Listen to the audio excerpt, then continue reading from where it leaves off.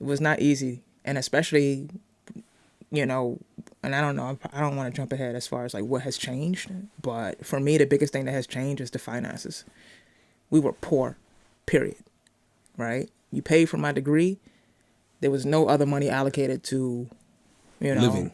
yeah, like, you know, it was very figure it out. I remember I used to buy like loaves of bread and peanut butter and jelly and leave it in my book bag, so I can just make a sandwich on the way to class.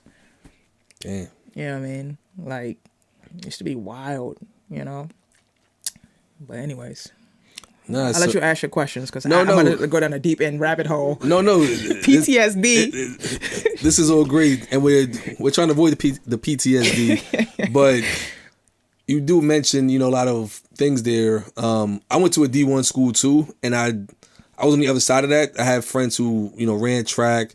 I know some people on the basketball team, and I have a lot of respect for student athletes because I know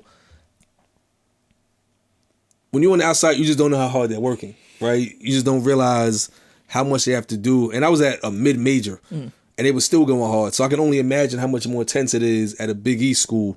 In terms of finances and what's changed, you know, obviously now with NIL and, you know, Angel Reese Puffs and the Angel Reese quarter pounder meal. And granted, you know, women's basketball in the last, I say 5 years has become much more prominent, and it's becoming a bigger and bigger thing in a good way.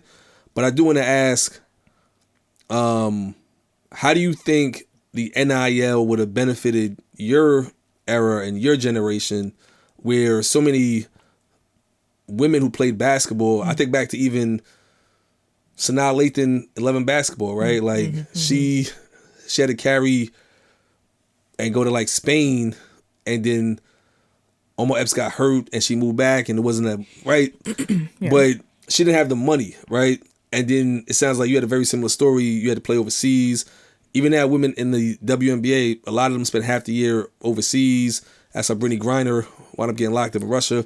So how do you think NIL money would have benefited you and your generation? Sure.